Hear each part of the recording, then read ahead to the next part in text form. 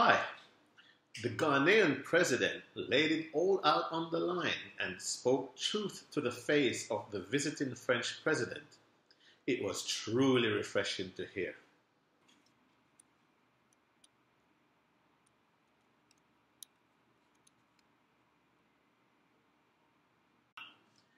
Welcome again to Jam African Things TV for news, views, reviews, among other things from the African continent and the diaspora, and particularly Jamaica and the Caribbean.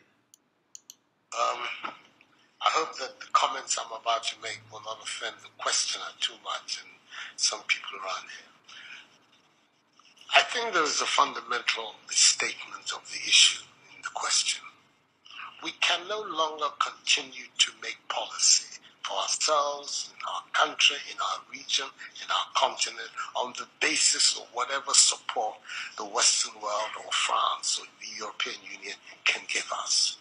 It will not work. It has not worked, and it will not work. Our responsibility is to charter a path which is about how we can develop our nations ourselves. It is not right for a country like Ghana, 60 years after independence, to still have its health and education budgets being financed on the basis of the generosity and charity of European taxpayers. By now, we should be able to finance our basic needs ourselves. And if we are going to look at the next 60 years as a period of transition, a period whereby we can stand on our own feet, our perspective has not to be what the French taxpayer decides to do with whatever surpluses that they have in France. They're welcome. They are appreciated. Whatever interventions that the French taxpayer through their governments make to us are appreciated. We're not going to lick a gift horse in the mouth. But this continent, and with all that has happened, is still today the repository of at least 30% of the most important minerals of the world. It is a continent of vast, arable, and fertile lands. It has the youngest population of any of the continents in the world. So it has the energy and the dynamism. We have seen it. These young men who are showing so much resilience and ingenuity in crossing the Sahara, finding ways to go across with rickety boats across the Mediterranean to those energies. We want to have those energies working inside our countries. And we're going to have those energies working in our countries if we begin to build systems that tell the young people of our country that their hopes, their opportunity are right here with us. Migration and the movement of people is being presented in a manner which suggests that somehow it's a new phenomenon. There's nothing new about it. It's as old as man, the movement of people. And it has always been linked to the same thing. The failure of where you are to provide you with an opportunity, so you move somewhere else. Those of you who are familiar with 19th century European history would know that the biggest wave of immigration in 19th century Europe, the latter part of it, came from Ireland and from Italy.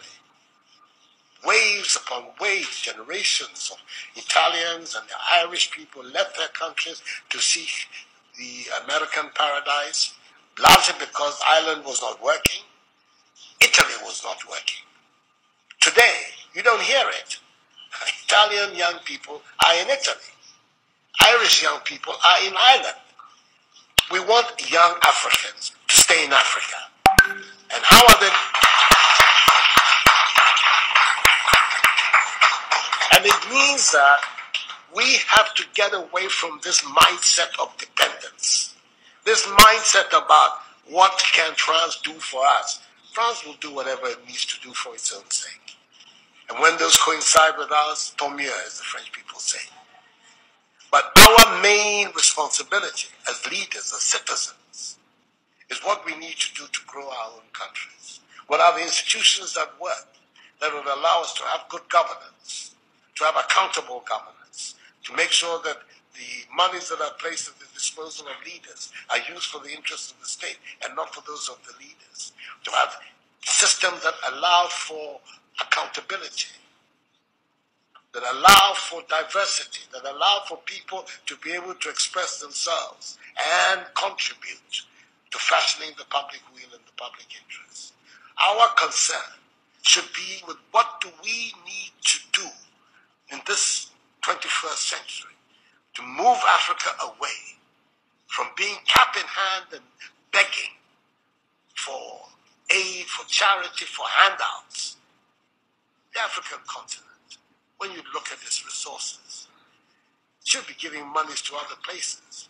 We have huge wealth on this continent, in our own country of Ghana. And we need to have a mindset that says, we can do it. Others have done it. We can also do it. And once we have that mindset, we will see there's a liberating factor for ourselves. We keep talking about how it was that Koreans, Malaysians, Singaporeans, who got their independence at the same time as us. We're told of that at the time of Ghanaian independence, per capita Ghanaian income was higher than that of Korea. Today, Korea is part of the first world. So is Malaysia. So is Singapore. What happened? Why did they make that transition? And 60 years after independence, we are where we are. Those are the matters that should concern all of us as Africans, as Ghanaians. And not, and I say so with the greatest of respect to the French president. I think that the cooperation of France is something that I am, as you know, a strong friend of France. I am Francophile. So I don't have any difficulty with that. But I'm talking about our own propulsion, what we need to do to get our countries to work so that we can create the conditions that would allow our young people to forego this hazardous effort to get to Europe. They're not going there because they want to. They're going there because they don't believe they have any opportunities in our countries. So that should be our focus. And I believe that with that if we change that mindset of dependence, that mindset which is contingent on aid and charity, we will see that in the decades ahead of us, the full flowering of the African peoples will take place. And that new African personality that was talked about at the time of our independence will become real and imminent in our time. That's what I'm saying. I hope that I'm not upsetting the questioner or even some of my friends who are here. But these are my strongly held beliefs. Did you and call that is me, the reason or is why I've adopted as the slogan of my presidency, of my period in the Supreme Office of Ghana, that we want to build a Ghana beyond aid. A Ghana which is independent, which is self-sufficient, that is capable of standing on its own feet and building its own life. We can do it if we have the correct mindset to do so. Mr. President, those are my contributions. Well, that's President Nana of Ghana. That rhymes, doesn't it? Telling it like it is. And it's about damn time, too, that other leaders in the black world, Africa, the Caribbean, and elsewhere, come to realize that, we don't have to be depending on Europe and America for handouts, but we should claw our way to the table as equals, and give our people some pride. So what do you think, people? Place your comments below, and let's have a discussion on it, if you so wish. But more power to African leaders. Let them open their mouth and their minds and speak. Subscribe, share, like. Catch you later.